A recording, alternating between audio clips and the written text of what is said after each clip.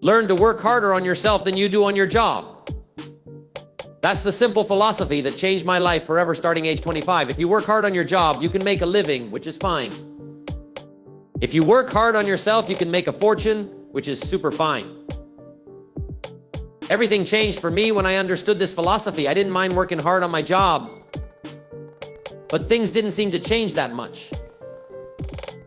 Then I started working hard on myself to qualify. So let me put it in a philosophical phrase now. This is worth the price of whatever it costs for you to be here today. Here it is. Success is something you attract by becoming an attractive person. Success is not something you pursue. It's something you attract by becoming attractive.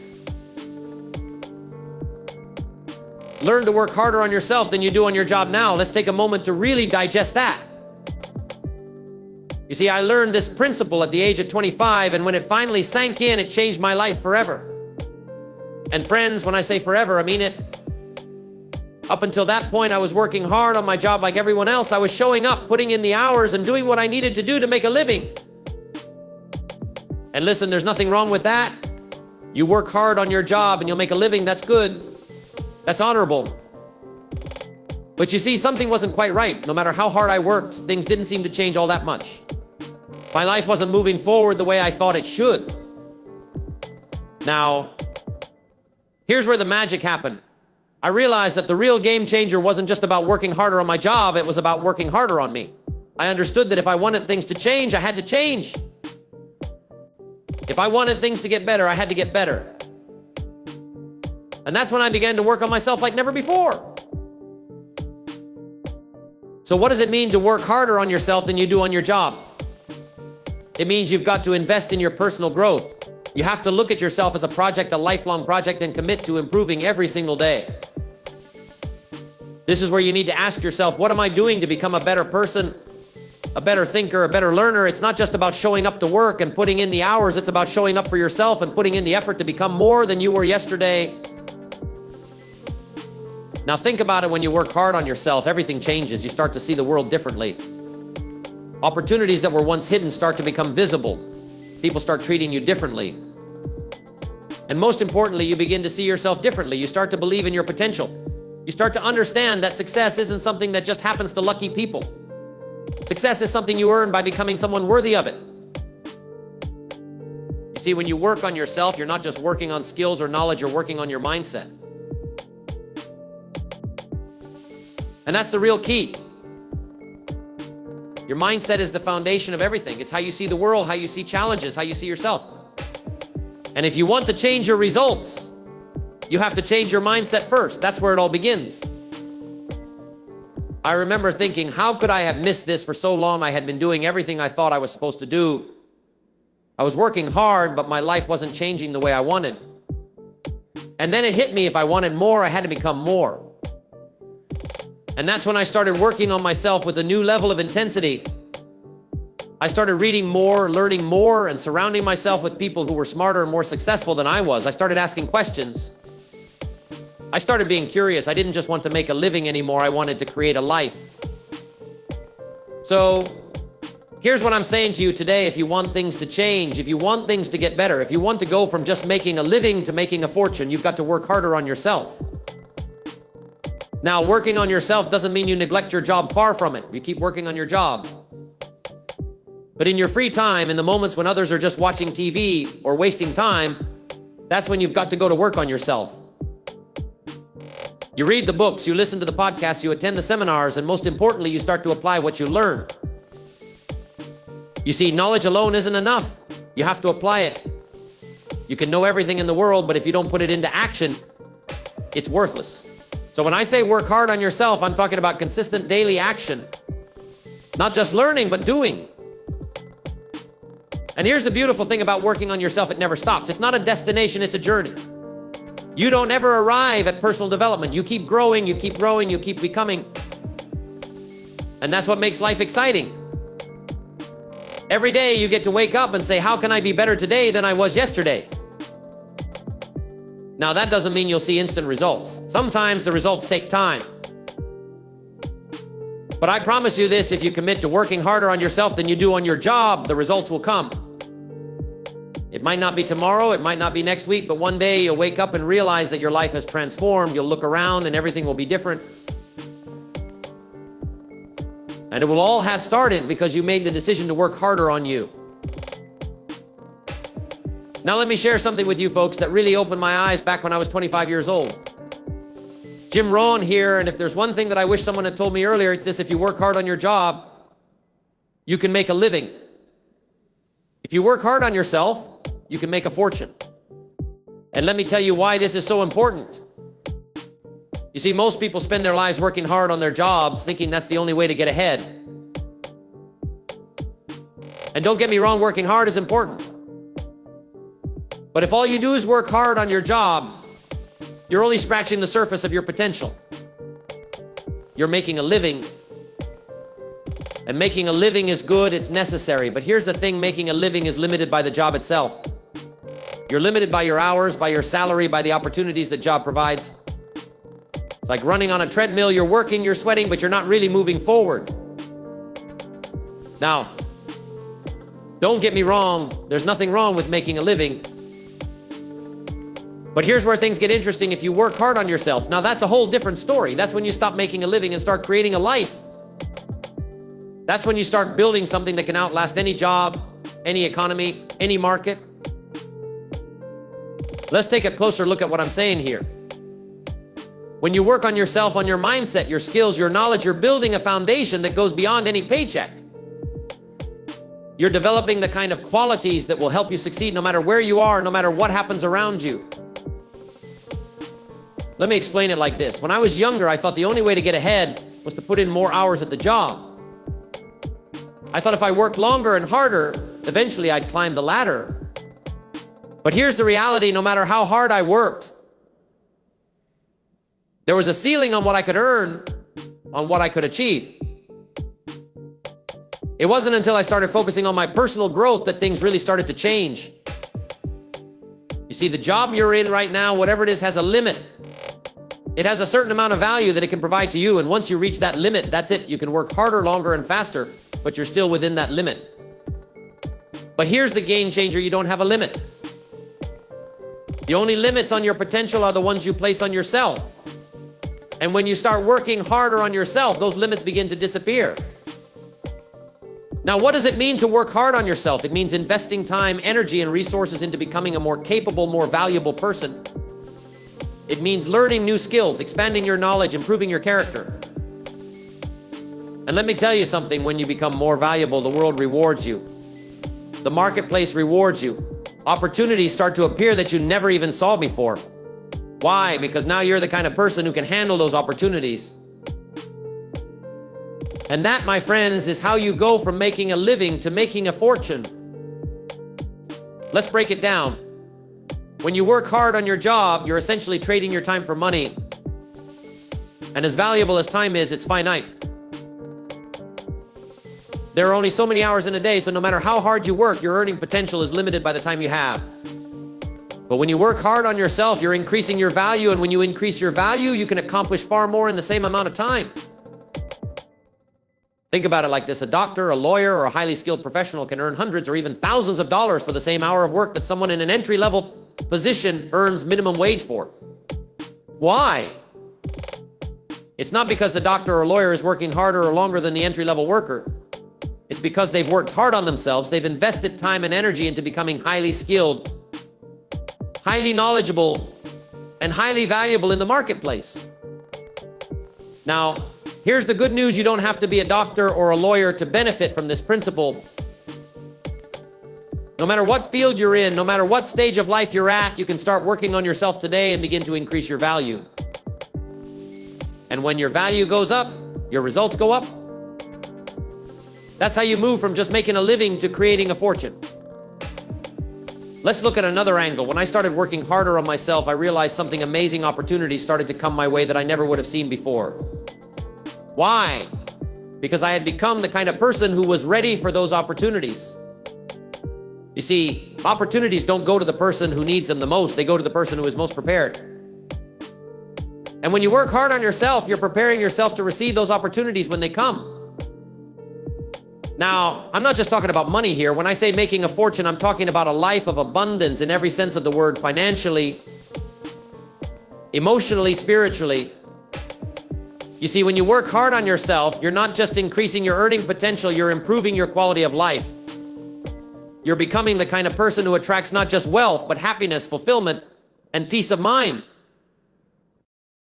So here's the key takeaway. Don't just work hard on your job, work hard on you. When you work hard on your job, you're building someone else's dream. When you work hard on yourself, you're building your dream. And that's where the real reward is. Imagine this, you're working on your job, making a living, and then one day you look around and realize that your life hasn't changed much. You're still doing the same thing, earning the same amount, living the same life. But what if you had spent that time working on yourself instead? What if you had invested in learning new skills, developing new habits, and becoming a more valuable person? Where would you be then? I'll tell you, you'd be light years ahead of where you are now. You wouldn't just be making a living, you'd be making a fortune. Now, I want to share with you one of the most life-changing ideas I ever heard, and it goes like this: success is something you attract by becoming an attractive person. Success is not something you pursue, it's something you attract by becoming attractive. Let me break this down for you, because when I first heard it, it really hit me. Like a light bulb going off in my mind. You see, most people out there are chasing success. They're running after it, trying to catch it. They think if they just hustle harder, if they just put in more hours, if they just keep pushing, eventually they'll catch success. But here's the problem: the more you chase success, the more it runs away from you. Think about that for a second.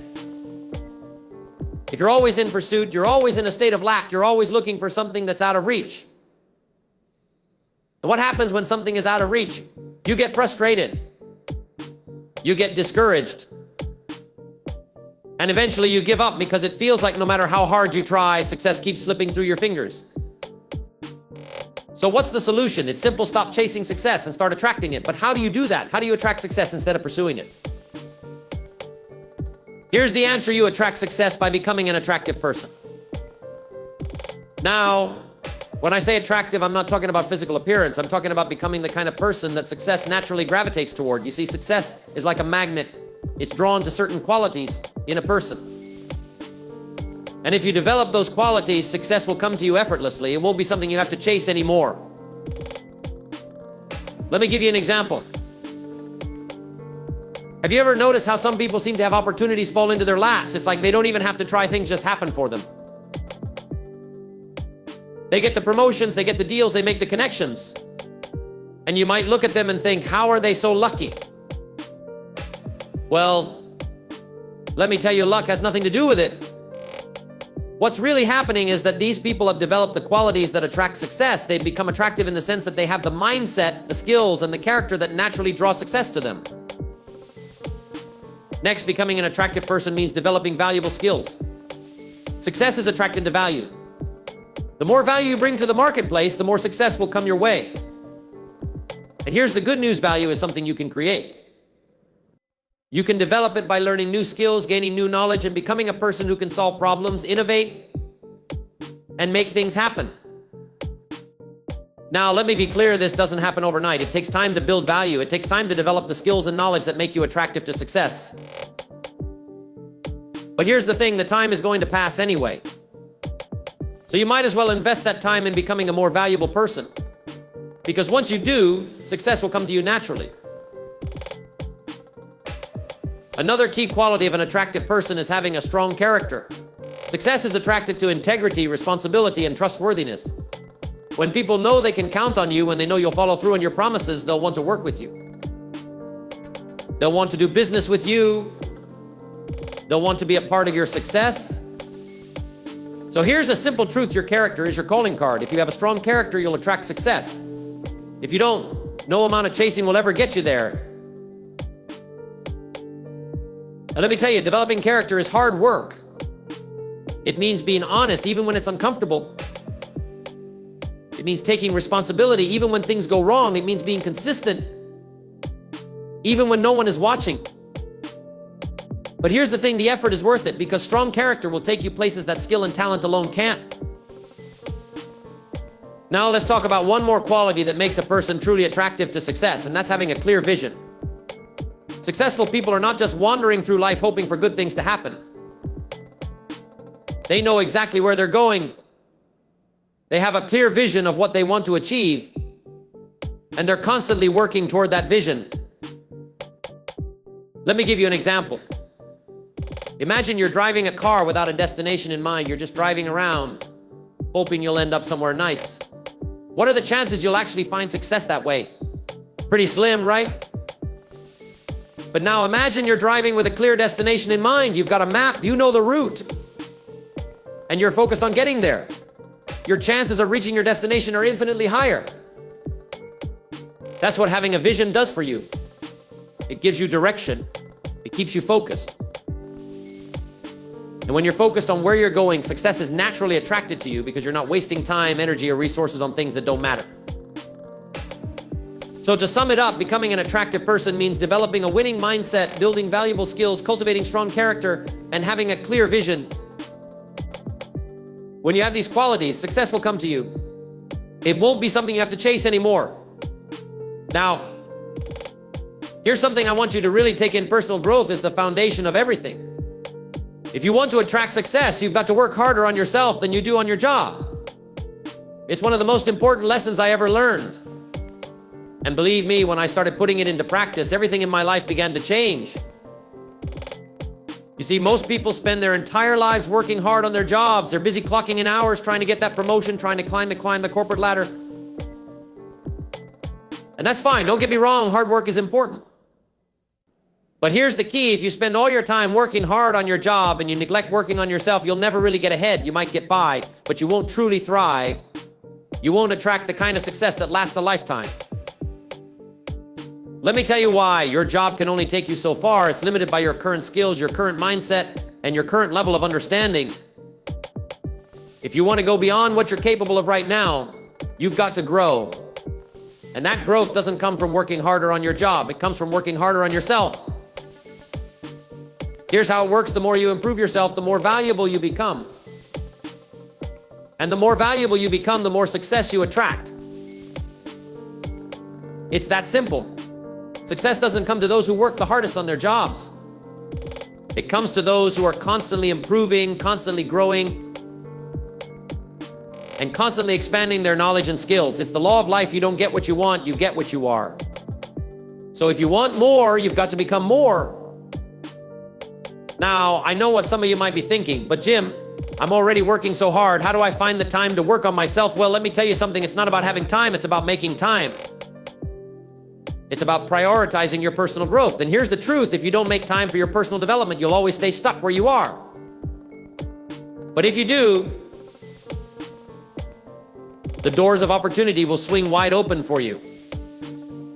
So how do you work harder on yourself? What does that look like in practice? First, it starts with your mindset. You've got to develop a growth mindset. Now, what's a growth mindset? It's the belief that you can always improve. It's the belief that you're not stuck where you are right now, that your abilities, your intelligence, and your talents can all be developed with effort and dedication. And once you adopt this mindset, everything changes. You stop seeing challenges as obstacles, and you start seeing them as opportunities for growth. You stop fearing failure, and you start embracing it as part of the process of becoming better. But mindset alone isn't enough. You've got to back it up with action. You've got to commit to a lifelong habit of learning and self-improvement. One of the best investments you can ever make is in your own education. And I'm not just talking about formal education. I'm talking about reading books, attending seminars, listening to podcasts, watching educational videos, anything that expands your mind and gives you new perspectives. Because here's the thing, the more you know, the more you grow. And the more you grow, the more success you'll attract. Let me share something personal. When I was 25 years old, my mentor, Earl Showoff, told me that leaders are readers. At first, I didn't get it. I thought, I'm busy working, why should I spend time reading? But then it hit me, if I wanted to get ahead in life, I needed to learn from the best. Where could I find the best? In books. That's where the most successful people had shared their wisdom, their strategies, and their insights. So I made a decision right then and there to start reading every day. And it changed my life. The more I read, the more my thinking expanded. The more my thinking expanded, the more I was able to do. And the more I was able to do, the more success I attracted. So, let me ask you this, what are you doing to invest in yourself? What books are you reading? What new skills are you learning? How are you growing every day? Because if you're not growing, you're stagnating. And stagnation is the enemy of success. But personal growth isn't just about learning new things, it's also about developing the right habits. You see, success isn't about doing one big thing right. It's about doing a bunch of little things right day in and day out. It's about consistency. It's about showing up every day, putting in the work, and building momentum over time. That's what creates long-lasting success. Let me give you an example. Think about going to the gym. If you go to the gym once and work out for 5 hours, what happens? Not much, right? You're sore, but you don't see any real results. But if you go to the gym for 30 minutes every day, what happens over time? You start seeing changes, you get stronger, you get healthier, and eventually you reach your fitness goals. The same principle applies to your personal growth. It's not about making one huge effort. It's about making small, consistent efforts every day. It's about developing the habit of working on yourself. Whether it's reading for 30 minutes a day, practicing a new skill, or reflecting on your progress, the key is consistency. Now, here's where the magic happens. As you commit to your personal growth, as you build these habits, as you expand your knowledge and improve your skills, something incredible starts to happen. You begin to attract success. People notice, opportunities start coming your way. Doors that were once closed start to open. And the best part, you don't have to chase after success anymore. It comes to you because you become the kind of person that success is naturally drawn to. So, remember, this success is something you attract by becoming an attractive person. And the way to become an attractive person is by working harder on yourself than you do on your job. If you commit to your personal growth, there's no limit to what you can achieve. Let's talk about one of the most powerful forces in life, a force that, when harnessed correctly, can take you to levels you never imagined possible. I'm talking about discipline. Now, before you tune out, thinking you've heard it all before, let me tell you something. Discipline is the single greatest factor that separates those who are merely wishing for success from those who are actually living it. You see, it's easy to get excited about success. It's easy to dream big and set lofty goals. But what happens when the excitement fades? What happens when it's time to put in the hard work day after day? When no one is watching? That's where discipline comes in. Discipline is what keeps you going long after the motivation has disappeared. I like to think of discipline as the bridge. It's the bridge between your goals and your accomplishments. You can set all the goals in the world, but without discipline, they'll remain just that: goals, dreams, wishes. Discipline is the driving force that turns dreams into reality. Now, here's something I want you to really understand. Discipline isn't something you're born with. It's not a talent or a skill that only a select few people possess. No, discipline is something you can develop, something you can cultivate over time. And once you do, it becomes the foundation of everything you achieve. Let me give you an example. Let's say you've set a goal to improve your health. You've decided you're going to start eating better, exercising regularly, and taking care of your body. The first few days, you're motivated. You're excited about the changes you're making. But then life happens. Maybe you get busy at work, or you're tired after a long day, or there's a temptation to indulge in your favorite unhealthy foods. What happens then? Without discipline, those goals start to slip. You miss a workout here, you cheat on your diet there, and before you know it, you're back to your old habits. But with discipline, something different happens. Discipline keeps you on track, even when you don't feel like it. It's the voice in your head that says, I made a commitment to myself, and I'm going to stick to it. It's the force that pushes you to get up and go to the gym, even when you'd rather stay in bed. It's the strength that keeps you focused on your long-term goals, even when the short-term temptations are calling your name. Here's what I want you to understand. Discipline is the key to consistency. And consistency is the key to success. If you want to achieve anything in life, whether it's in your health, your career, your relationships, or your finances, you've got to be consistent. And the only way to be consistent is to have discipline. Let me tell you something I've learned over the years. Success isn't about doing one big thing right. It's about doing the small things right, day in and day out. It's about developing the habits and routines that move you closer to your goals, little by little, every single day. And the only way to build those habits is through discipline. Now, I know that discipline isn't always easy. In fact, it's probably one of the hardest things you'll ever develop. But here's the good news: the more you practice discipline, the easier it becomes. It's like a muscle. The more you use it, the stronger it gets, and before you know it, the things that used to feel hard will become second nature. But here's something else you need to understand about discipline: it's not about being perfect. No one is disciplined 100% of the time. We all have moments of weakness, times when we slip up or fall off track. And that's okay. What matters is that you don't let those moments define you. Discipline isn't about never failing, it's about getting back up and staying committed to your goals, no matter how many times you fall. Let me share with you a personal story. Early in my career, I had a mentor who taught me the value of discipline. He told me, Jim, if you want to change your life, you've got to change your habits. And the only way to change your habits is through discipline. At first, I didn't fully understand what he meant. But as I started applying his advice, I began to see the truth in it. I made a commitment to develop better habits that would move me closer to my goals. I started waking up earlier, reading every day, and working on my personal development. And let me tell you, it wasn't easy. There were days when I didn't feel like doing any of it.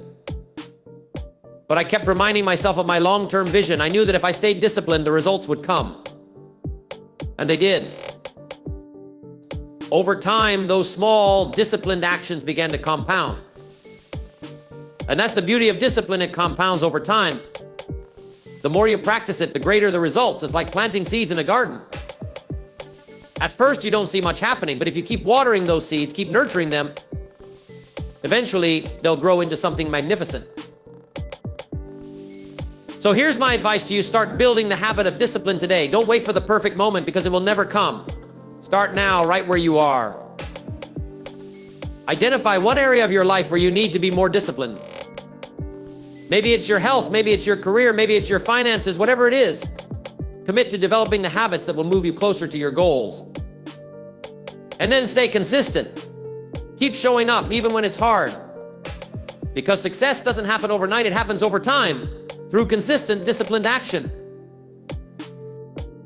Now, let me give you a little formula that has helped me over the years: discipline, consistency, success. It's really that simple. If you can stay disciplined and consistent, you'll attract the kind of success that lasts a lifetime. But remember, discipline isn't just about working hard, it's about working smart. It's about focusing on the actions that will bring you the greatest return on your investment. It's about prioritizing your time, your energy, and your resources so that you're always moving in the direction of your goals. So don't wait for success to come to you. Go out there and build the discipline you need to attract it.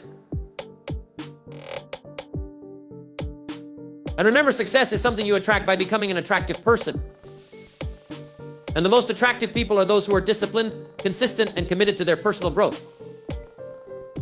Let's bring everything we've talked about together. Over the course of our journey today, we've learned a powerful lesson: success is something you attract by becoming an attractive person. It's not something you chase or pursue, and it's not given to you on a silver platter. It's earned through personal growth, discipline, consistency, and the deliberate, intentional work you do on yourself. Now, let me be clear: success isn't reserved for a special few. It's not something out of reach. In fact, it's well within your grasp if you're willing to put in the work on yourself.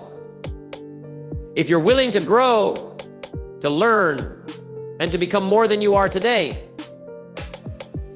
The key takeaway I want you to remember is this: success begins inside you. You don't have to run after it. You don't have to beg for it. All you have to do is become the person who naturally attracts success by the way they think, the way they act, and the way they live. Now, let's talk about how you can make that happen. The very first thing you need to do is get clear on who you want to become. Success is about becoming an attractive person. But what does that mean? It means developing the qualities, habits, and mindset that are aligned with the kind of success you're aiming for. Think about this. The most successful people you know, those who've built not only wealth, but also meaningful relationships, vibrant health, and a fulfilling life, they've worked on themselves tirelessly. They've developed qualities like integrity, perseverance, emotional intelligence, and gratitude. These qualities aren't just nice to have. They are the foundation of lasting success. So take a moment and ask yourself, who do I want to become? What kind of person attracts the kind of success I'm after? Do you want to become more disciplined, more focused, more compassionate? Do you want to build a mindset of abundance, resilience, and optimism? These are the questions that set you on the path to personal growth.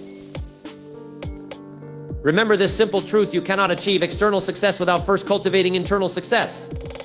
You can't attract abundance if your mind is filled with scarcity. You can't build wealth if your habits are rooted in wastefulness. And you can't create meaningful relationships if you aren't first willing to give and love unconditionally. Success will always reflect who you are. It mirrors your thoughts, your beliefs, and your actions. So if you want more success, you have to become more capable, more disciplined, more intentional. Now, there's a second key to this, and that's consistency. You see, personal growth isn't something you do once and then move on. It's a daily practice, a lifelong journey. Every single day you have the opportunity to become a little bit better than you were the day before. But that requires showing up, even when you don't feel like it. That's where consistency comes in. I've seen so many people start strong. They get excited about personal growth. They set big goals. They make plans to change their lives. But when the initial excitement wears off, when the reality of hard work sets in, they give up. They lose momentum. They stop showing up. And then they wonder why success hasn't found its way to them. The truth is, success doesn't happen in big leaps. It happens in the small, consistent steps you take every day. It happens in the choices you make when no one else is watching. It happens in the moments of discipline when you choose to do what's right, even when it's hard. So here's my challenge to you: commit to becoming the person who attracts success. And then commit to showing up every single day. Success doesn't have a timeline, but it does have a requirement: consistency.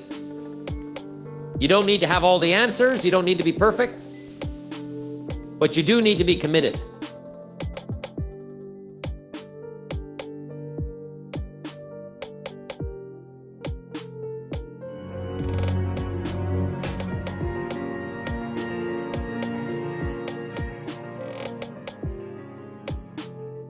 Let's get started. The first one is personal development.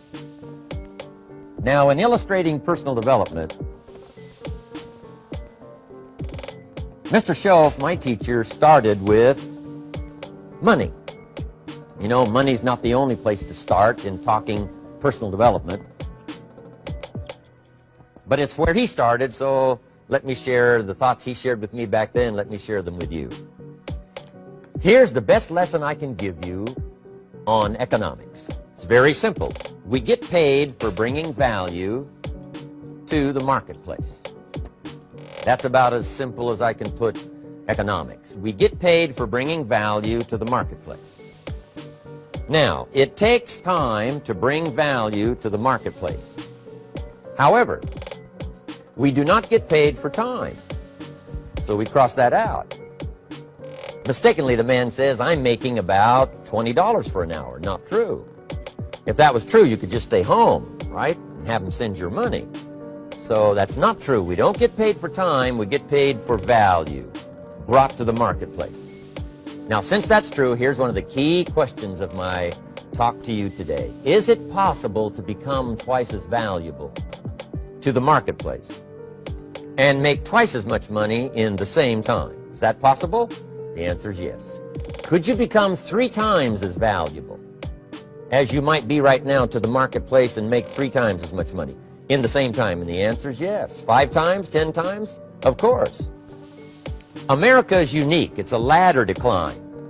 It starts down here, let's say, at $5 an hour, and it keeps going up. Top income last year, $80 million. The guy who runs Coca-Cola. Now, that's a heck of a ladder. That's why everybody wants to come here, right? The boat people are not headed for Vietnam. People haven't plotted and schemed for 50 years saying if I could just get to Poland, everything would be okay. Not true. Everybody wants to come to America.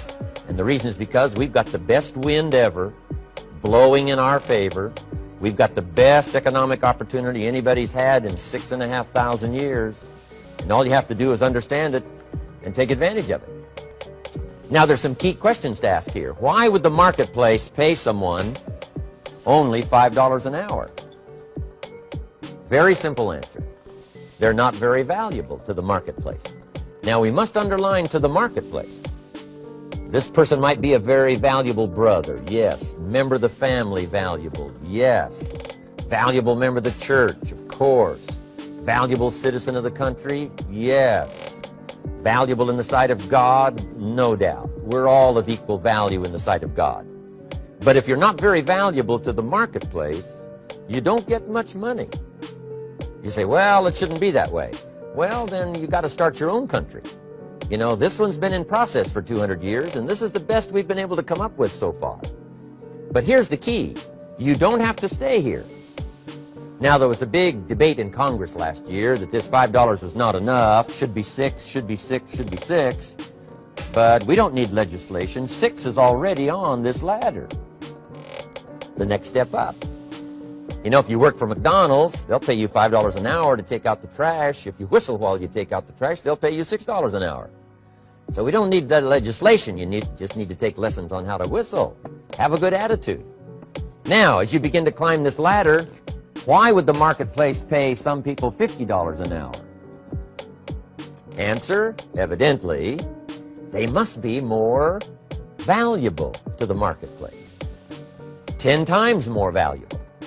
And is that possible for someone to be 10 times more valuable and earn $50 an hour instead of 5? And the answer is yes. That's what America is all about. Now, why would the marketplace pay some people $500 an hour? Evidently, this person must be much more valuable to the marketplace. That's what's important to understand, to the marketplace. And would the marketplace pay one person $80 million for 1 year's work? And the answer is, of course. If you helped a company make $1 billion, would they pay you $80 million? I'm telling you, it is possible. And that's why America is so exciting. That's why this financial ladder is so exciting. It's possible for all of this to come true for all of you, no matter where you start. As a student in school, just getting started out there in the workplace, this is all possible for you. Now, Mr. Schoaf gave me the clue on how to climb this ladder as high as I wanted to climb. Now, we're talking primarily economics here. There's a lot of other ways to become valuable to your family, valuable to your friends, valuable to the community, valuable to the team, right? Valuable to the team effort, valuable to the concert. But here's what he said to me. In climbing this ladder economically, all you have to do is work harder on yourself than you do on your job. Once I heard that, it made sense to me. I kept hoping that everything else would change around me, found out that if I went to work on myself, worked on my skills, worked on my language, if I became better than I was each year, if I grew in skills and language and vocabulary and competence, then I would become attractive to the marketplace. Not very long ago, a company called me and said, Mr. Rohn, we're expanding internationally. We'd like to have a bit of your expertise to help us. Would you give us a bit of your time? We'll add some millions to your fortune. And I said, okay. And I thought later, isn't that interesting they would call me? Then my second thought was, of course they'd call me. Who else would they call? I can get the job done. Now, what a contrast for me, farm boy from Idaho, raised in obscurity, parents of modest means, broke when I was 25. How come I would get a telephone call and someone offer me a lot of money to help them in expanding around the world? Simple answer, evidently. Something happened to me between age 25 and where I am today. And I can tell you where it all started. From my teacher, Mr. Schoaf, who said to me, we don't have to change what's going on out there. That's the wind that's blowing. All we have to do is change what's going on in here. And now there's several ways to do that on personal development. And let me give you those ways. Here's the first one. We must learn from personal experience. Pretty simple. Learn from what happens to you. Take a look back over the last few months. Did you make some mistakes? How could you correct those for the future? Take a look back over the last year. Have you done it right or done it wrong? Let's correct it for the next year. Learn from your personal experience. Mr. Schoaf asked me when I first met him, he said, Mr. Rohn, how are you doing? You've been out there now 6 years. And I said, I'm not doing very well. He said, I suggest you not do that anymore. What a simple, swift analysis to my situation. He said, if you keep doing it, the next 6 years will be like the last 6. You don't want that to happen. Let's make the changes. So learn from your personal experience. Now here's number 2, why I came to share this video experience with you today. And that, I call it OPE, other people's experiences. That's me, other people. That's your teacher, other people. That's your friends and colleagues, other people. The people you meet that can pass along to you their experiences, what's happened to them, the mistakes they made, how they corrected them, how they changed their health and changed their bank account and changed their income and changed their future. That's it, other people. Now, there's 2 kinds of people to learn from. One is failures. It's too bad failures don't give seminars, right? That would be valuable. Bring your notebook. Have them tell you how they lost it all and threw it all away, threw their health away and threw their friendships away and things didn't work out well. That would be valuable. But now then, we must also learn from positive, people that have done well. They've got the health, and so we ask them, how did you become so healthy? They've got the skills, so we ask them, how did you become this skillful? They've got the income, so we ask them, how did you get here in such a short period of time? So now, here's what's important in personal development. In learning from other people, we learn, number 1, by observation. We learn what we see. We watch people that are successful in what they do. In sports, we watch their disciplines. In business, we watch their disciplines. By observation, what we can see. The reason I created this video is something that you could see someone's experiences translated for you. Second, we learn by what we hear. I've got some of my lectures on cassette tapes, so you can take them with you wherever you go and learn by listening. Turn your car into a mobile classroom and listen. And then listen to the sermon on Sunday morning. Listen to the lectures. Listen to the teacher. Listen to someone who's got something good to say. And then number 3 is vitally important on personal development, and that is read all the books. All the books you can possibly read in your lifetime. Mr. Schoaf got me started on my library. I've got one of the better libraries. Haven't read everything in it, but I feel smarter just walking in it. My library. At least I was smart enough to buy it. Now I got to be smart enough to read it. Then, of course, I got to be smart enough to decide what's valuable and then do it. But this one is very important. Become a good reader. Some books that helped change my life. Mr. Schoaf recommended, of course, the Bible. And my parents made sure I was a pretty good scholar by the time I was 18. That's been so beneficial for me, drawing from those illustrations, reading about those stories, people who made it and people who didn't make it, and what the difference was. And then other books that helped to really change my life. One called Think and Grow Rich by Napoleon Hill. And then a book that helped me become financially independent by the time I was 31. And that book is called The Richest Man in Babylon by George Clayson. And I'm going to share a little bit of that book with you when I get to financial independence today, our 3rd subject. But I started reading the books, attending the classes, making sure that I got in front of people that had something good to say. And then I started keeping a journal. One of the major things my teacher taught me was to keep a journal. He said, don't trust your memory. If you hear something good, just make a little note and write it down. Now, at first I took, notes on pieces of paper and torn off corners and backs of old envelopes. And it didn't serve me well, thrown in a drawer. Then I learned to keep a journal, a bound copy of all my notes. So I would suggest you do the same. Things that impress you, a poem that impresses you. When you attend a class, some of the ideas that impressed you, jot them down.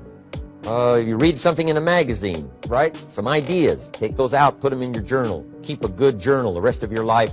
This will serve you well. My journals make up a significant portion of my own library. And if you saw my library and saw my journals, I tell you what you'd have to say.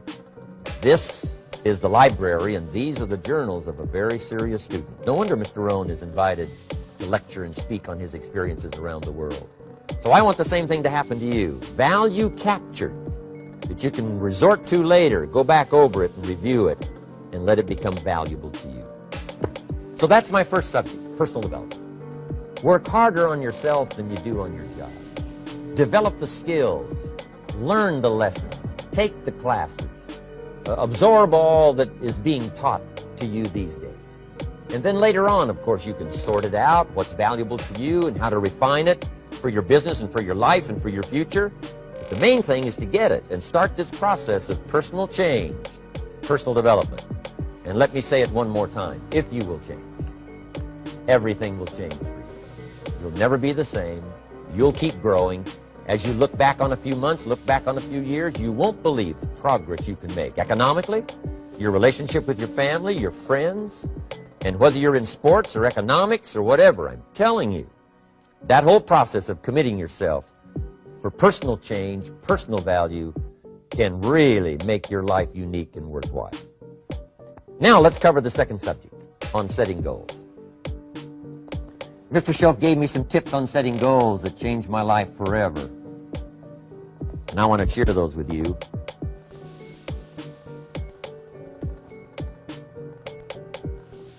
So let's talk about setting goals, and I also want to tie it to personal development, and you'll see how I'm going to do it as I progress here. Setting goals.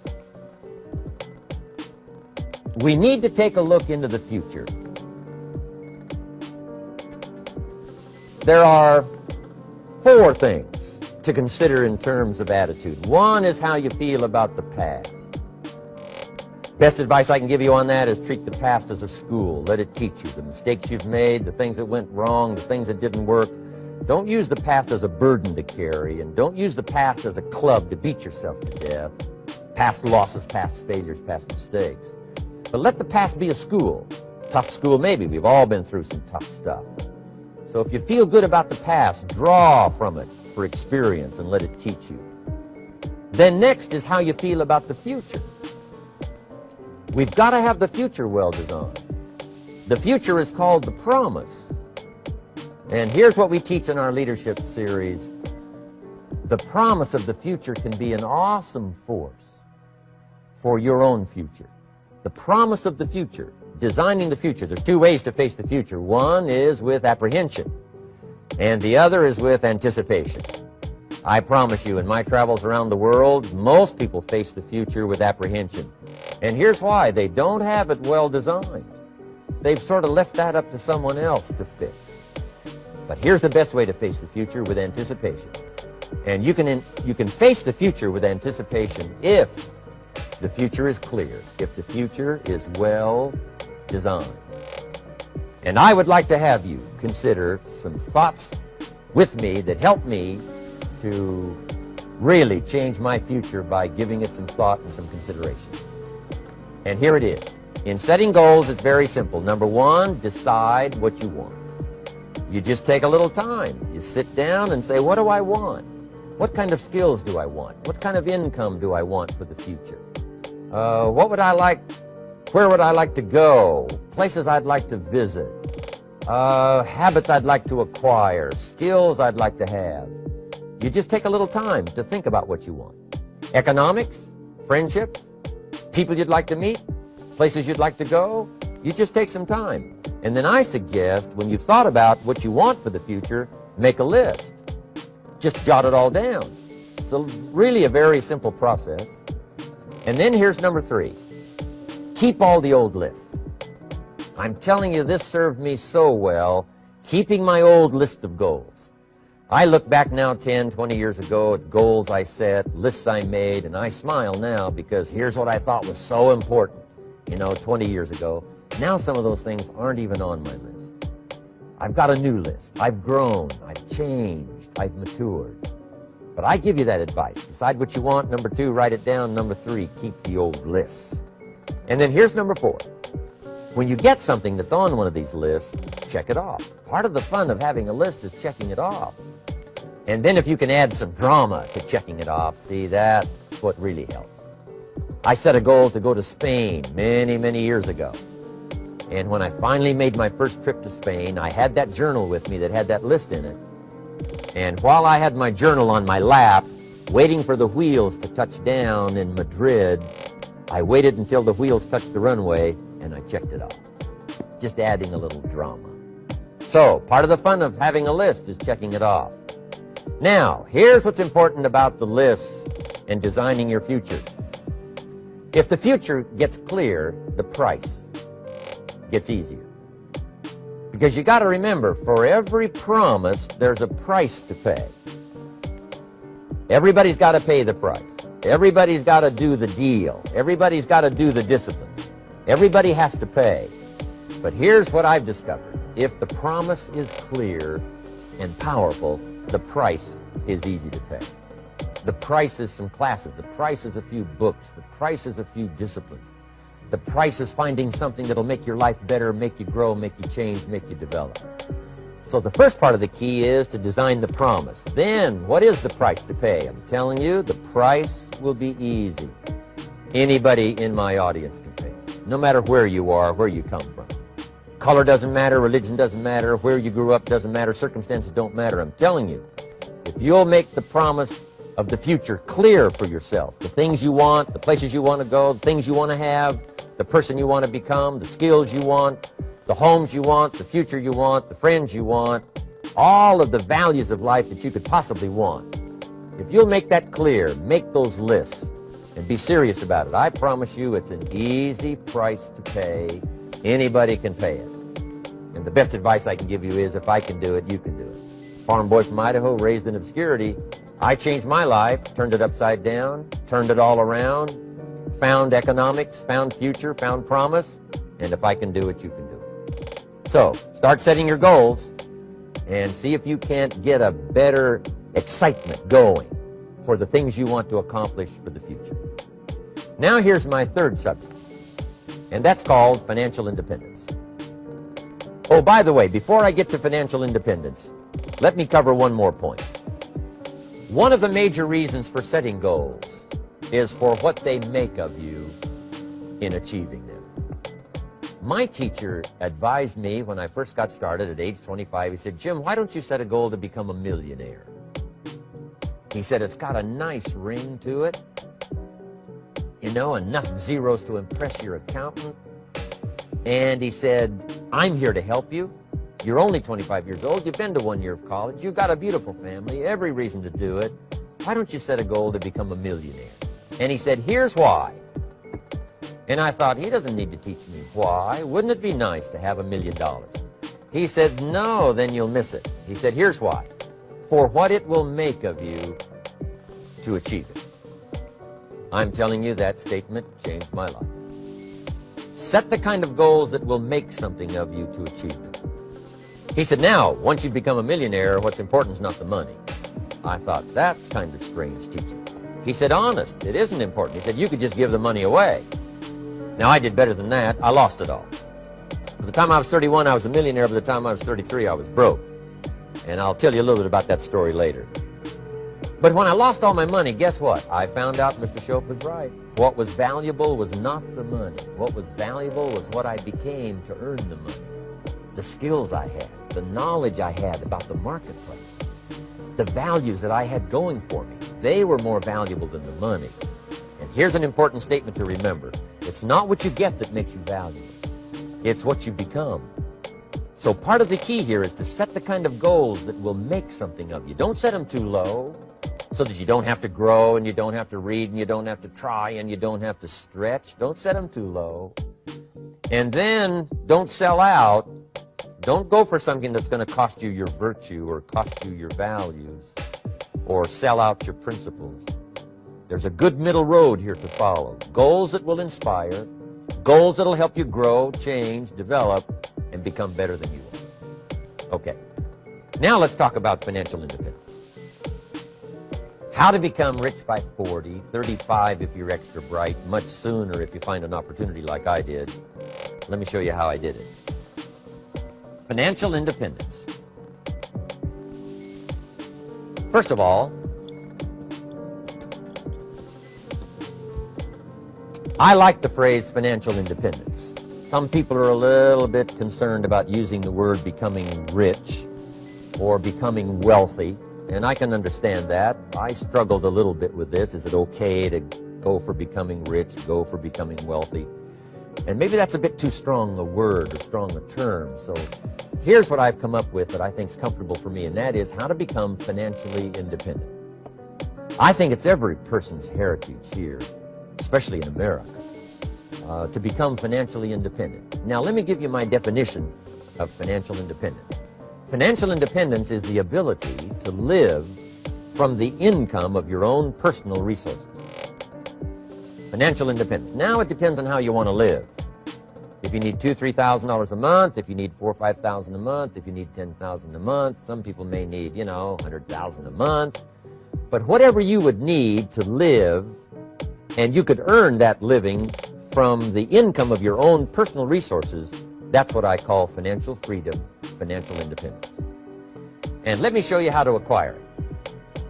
If you start at age 15, between ages 15 and 35 is 20 years.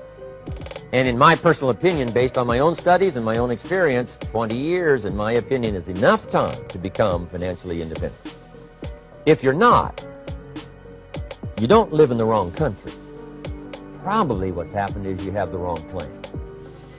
And it's easy to be a nice person with the wrong plan. I found that when I was 25 years old. I was broke at age 25, and I was a nice guy. You would have liked me. But I'm telling you, my plans up until then, especially my financial plan, left me broke. I totally changed it the next 6 years, and I became financially independent. So I know what I'm talking about. It is possible in a reasonable amount of time, 15 to 35, whatever, 20 years time, enough time. You can do it in a much shorter period of time, like I did if you want to. But this is a reasonable enough time. But here's number one. First of all, you got to have the right philosophy. Philosophy is our ability to gather knowledge and sort through it and decide what's valuable. To develop a philosophy about life, a philosophy about our health, a philosophy about our family relationships, a philosophy about economics. And if you develop the right philosophy, that's what helps to set this sail, so that in 6 years it takes you where you want to go, instead of winding up like I did that first 6 years of my economics, broke, no money, empty bank account. The right philosophy. Now let me give you a couple of philosophies to consider. Here's the first one. It's called the philosophy of the poor. And here it is. Poor people usually spend their money and invest what's left. That's the philosophy of the poor. Now here's the philosophy of the rich. Rich people invest their money and spend what's left. And here's the startling answer. It really doesn't matter what the amount is. What's most important is not the amount. What's really important is the philosophy. So I would ask you to adopt this philosophy of spending after you have invested. Invest first, then spend. And I've got a little formula that I'm going to share with you. Now, what should a child do with a dollar? I mean, there's a lot of debate going on, I'm sure, across the country on what a child should do with a dollar. Here's one opinion. It's only a child and it's only a dollar. What difference does it make? Well, in my opinion, it makes all the difference in the world. A person's economic future starts with a child with a dollar. Somebody says, oh, no, you're only young once. Let him spend it all. Well, when would you hope that would stop? Somebody says, well, wait till he's 50 and broke like me, and then he'll learn. Well, no, we don't want to wait that long. If I would have known earlier than age 25, I would have changed. In high school, if they would have had classes called Wealth 1, Wealth 2, I'd have taken both classes. I would not have waited until age 25. So, the earlier the better. So, what should a child do with a dollar? Here's the simple premise to begin with. Don't spend it all. And if a child wants to spend the whole dollar, you got to say, hey, don't spend it all. Don't spend it all. They'll say, why not? It's my dollar. I earned it. You say, I know you earned it, but don't spend it all. They'll still say, why not? Say, let me show you why not. So you put them in your car, take them to the other side of town, and show them where people live that spend the whole dollar. Just drive them around. Kids learn best by visual. Just drive around and say, would you like to live here? Kid says, no. Would you like to live like these people live? Kid says, no, no. Then you can't spend the whole dollar. So kids will get the message. So, take them to the other side of town, show them around, unless you already live there, and then just show them around. Anyway, don't spend the whole dollar. Now, let me give you my best view of what to do with a dollar. And I promise you, if you started at age 15, now if you're over 15, right, you've still got plenty of time. You still got 20 years. If you're 30, you still got 20 years. I mean, you still got plenty of time to start what I'm about to share with you. What to do with a dollar. Here's my first bit of advice. Never spend more than 70 cents. Never spend more than 70 cents. Now, you got to pick some number, and the number you pick is going to be determined by your philosophy. It's going to be determined by what you've been taught or your experience teaching yourself. When I first met my teacher, Mr. Schoaf, I was at about 110% of each dollar. I'm down at budget finance, hawking my furniture and my car one more time. And then I learned a whole better formula for financial independence. Number one, don't spend more than 70 cents. Now, kids say to me, well, okay, what do I do with the other 30 cents? And here's what I teach them. 10 cents for charity. Charity or church, or helping people that can't help themselves. 10 cents to support worthy projects. Projects that you feel good about. 10 cents out of every dollar. It's called being generous with part of what you've taken out of society. Now, in my opinion, nothing teaches us character better than generosity. No class, no teacher, no book teaches character better than generosity. And the best time to start is when the amounts are small. And I know if kids learn these lessons well, they'll give a dime out of a dollar, help people that can't help themselves, support worthy projects. Or if you belong to a church, they teach tithe, piece of. It's very important. Now, because when the amounts get larger, sometimes it's a little more difficult. Giving 100,000 out of a million, someone says, oh, if I had a million, I'd give 100,000. I'm not sure. That's a lot of money. So the time to start is when the amounts are small. 10 cents out of the dollar. Okay, next 10 cents I call active capital. Active capital means do something to make a profit. Active capital. Set aside a portion of your income. Wages are okay, but I'm telling you, wages will make you a living. Profits will make you a fortune. So set aside part of your income as capital, called active capital. Any kind of project you can possibly think of, you can possibly come up with. I'm going to write a new book, I think, for kids. I think the title is going to be, Of Course Kids Should Pay Taxes. Kind of an interesting title. In California, kids do pay taxes. When a child walks into 7-Eleven, buys something that costs $1, the proprietor says, give me 7 more pennies.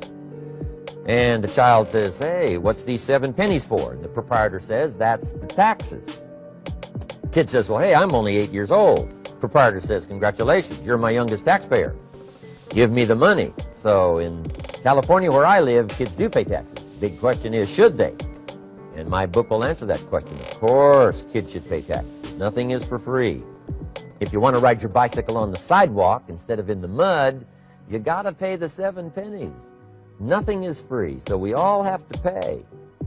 So, 10 cents out of your living, out of the money you earn, set aside for capital. Capital to try your best to show a profit. And in my book, it's going to be all kinds of ways kids can make money, right? 2 bicycles, one to ride and one to rent. I mean, it doesn't take long to figure out some enterprise that'll start making a profit. Then you must jot this down if you're taking notes. Profits are better than wages. 1, you can't usually start wages until you're about 16, 15, 16.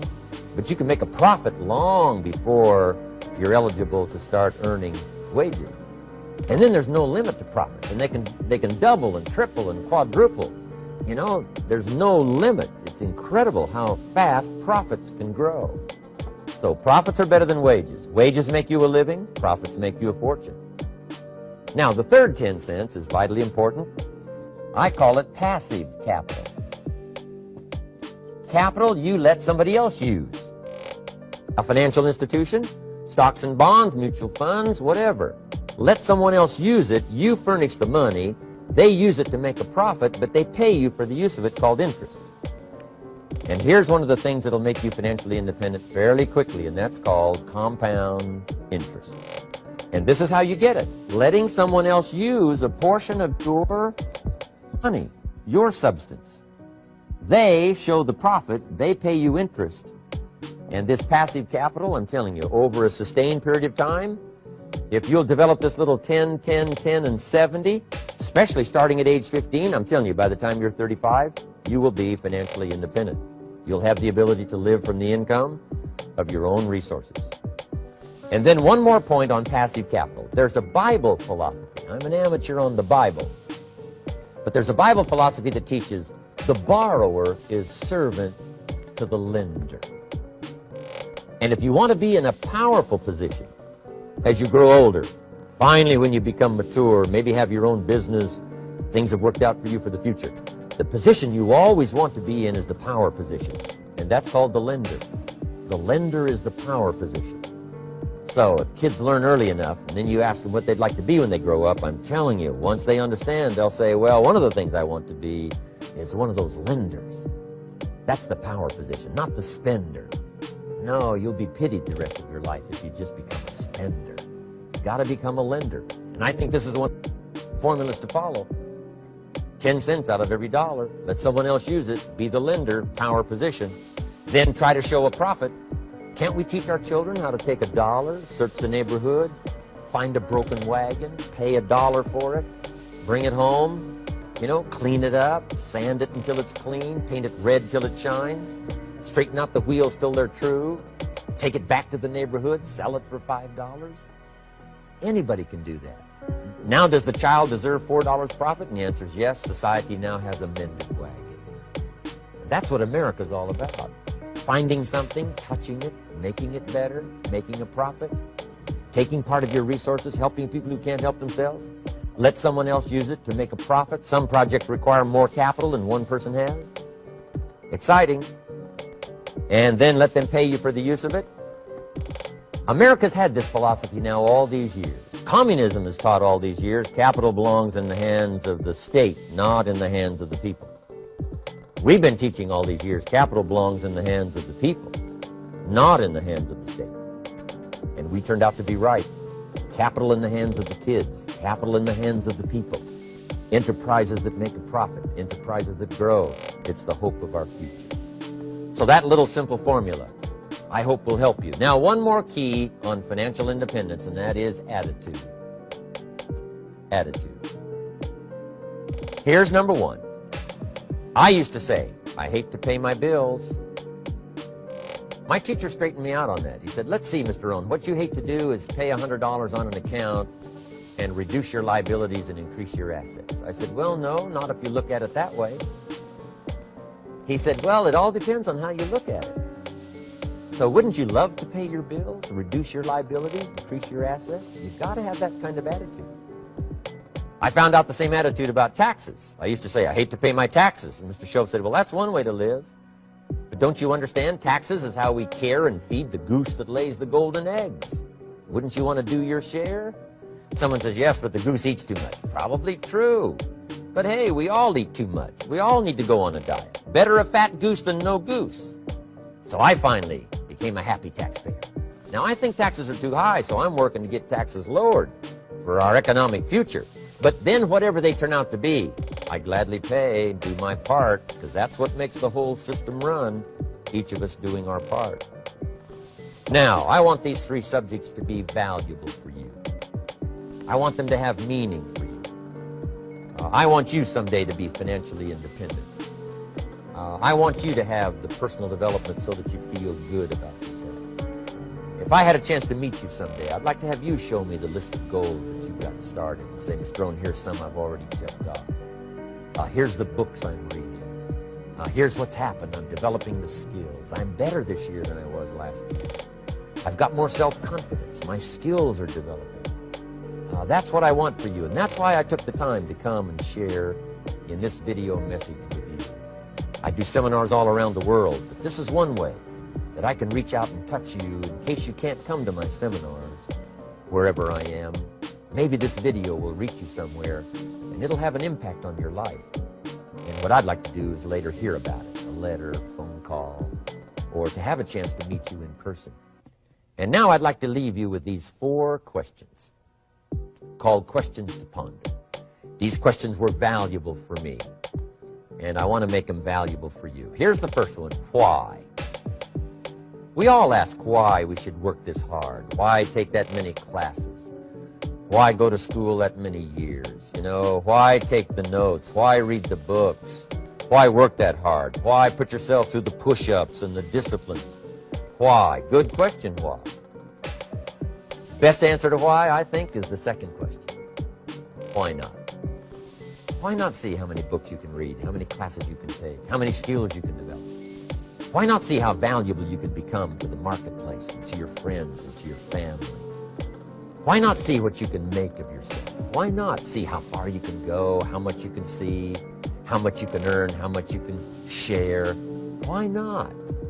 That's the heritage all of us have, in America especially, is to see what we can make out of our lives now that we've been given this extraordinary opportunity. Now, my third question I'd love to ask you in person. But since I can't do it in person, I want to ask it of all of you. But I want you to take it personally. And my third question is, why not you? Why not you? With good self-esteem. Why not you starting to change and setting goals? Why not you starting to make progress toward financial independence? If I can do it, you can do it. I wished I had a lot more testimonials here today besides mine. A whole steady stream that would come by and tell you their story. Someone who started with nothing, finally run a big enterprise. A mother who was on welfare, now she owns her own business. In addition to my story, I wish I had a lot more. And if all of them told their story, guess how they would probably wind up their story? They'd probably say, just like me, why not you? If we can read, you can read. If we can change, you can change. If we can figure it out, you can figure it out. If we can turn it around, you can turn it around. There isn't anything you can't accomplish. That's what those testimonials would say. And so I want to say it to you personally. Why not you? You've got the brains, you've got the stamina, you've got the vitality, you've got the interest, you've got your life ahead of you, you've got the future. You can do it. If anybody can do it, you can do it. If one of us can do it, hey, we all can do it. And now here's my last question. Why not now? This is a good time. As the 20th century starts to wind down, a few more years as we get ready for century 21, what a good time to set your goals, work on yourself, work on your skills. What a good time to get it together. What a good time to start this process. Personal development, growing, changing, developing, having a good plan for your money and for your life and for your future. Why not now? And I hope I have a chance to see you one of these days and share with you the experience, the reaction, the response you might have had from my message today. And until I get a chance to see you on this side of the world or the other side of the world, in some school or some seminar, or maybe I'll come and speak for a company that you work for someday, I hope I get a chance to meet you. Until then, I wish you the best. I want all that I've gotten to be yours and much, much more. God bless. Goodbye.